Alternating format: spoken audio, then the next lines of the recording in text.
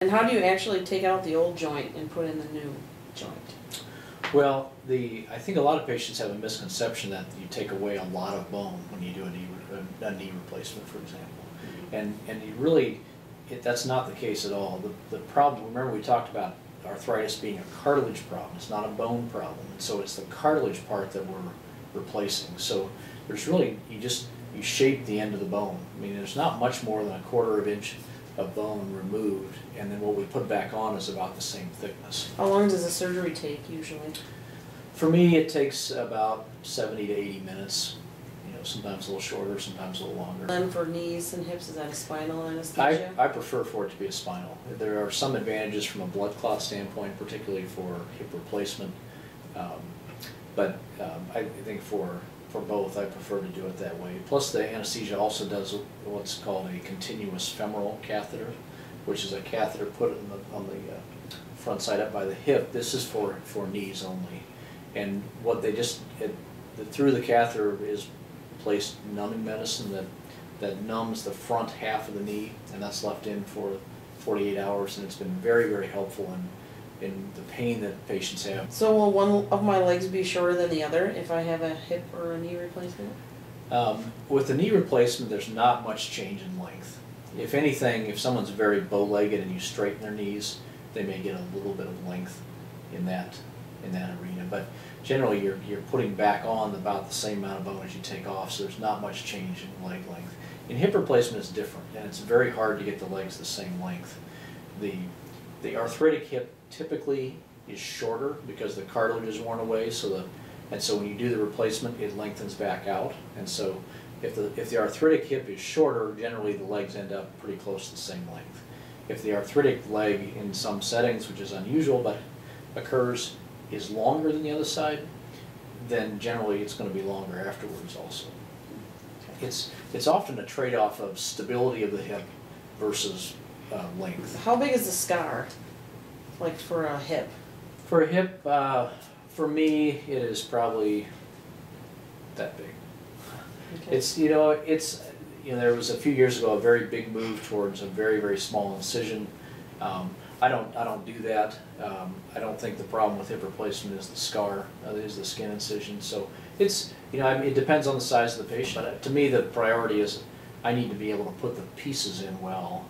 And if I give a patient a very small scar and I put the components in poorly, I don't think I've done them any favors. So. Is it normal to have numbness around the incision? Well, not so much in the hip. In the knee, virtually always. If you make the incision is in the middle, up and down the knee, and whenever you make that type of incision on the front of the knee, the skin to the outside gets numb, and that's it. The brain seems to notice it a lot initially. Over time, the brain, although it's still there in most patients, the brain seems to not notice it as much. So is it normal to have that numbness for 6 months or so, or? Yeah, I usually tell patients it's going to be there forever. And occasionally I'll see a patient and follow up a few years out, and I'll ask them about it, and often what they'll do is say, no, it's not numb, and then they'll reach down and feel it and say, oh yeah, it is still a little numb. How long will I have pain and swelling? It varies. Certainly with the knee will be swollen to some degree for a number of months. I mean, it can be in great shape by 3 months, and sometimes it's 6 months. It's still just a little bit larger than the other side. It's very rare to see somebody at a year from surgery that their legs look any different than the other side. And same with hips. I mean, hips, their swelling is not as much of an issue, but it still is normal for a few weeks to a few months even to have the leg be a little bit bigger than the other side. Okay. Should I consider going to a nursing home after surgery for therapy, after joint replacement? Well, it depends. As you know, in our area, that's pretty common to do, and it depends completely, in my mind, on how the patient functions in the hospital and what their situation is at home.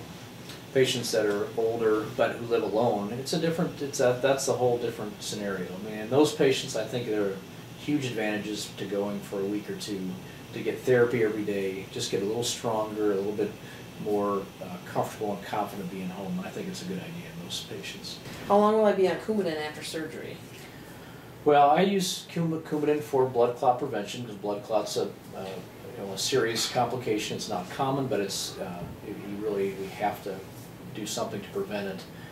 My current regimen is to have people on it for 2 weeks, and then I have them stop it and then a few days later start a full aspirin twice a day and do that for a month.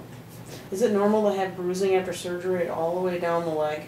Like if I have a hip or a knee, is that normal? Definitely. And it varies with the patient. Some patients will bruise very impressively, others don't bruise at all. It's not anything to worry about. When I have the components in for a new hip, is that going to last my lifetime then? Hip and knee replacements are mechanical devices. In essence, they begin to wear out the day you put them in. For most people, they probably will last their lifetime. But the current technology and the current types of implants being put in, I think it is reasonable to expect that most patients, and by most I mean greater than 80% of patients, are still going to have them in place in 20 years. Now if you return to water skiing and wakeboarding right away, while you may be able to do it, that's likely going to shorten the lifespan of your implant, and so that may not be the wisest choice to do.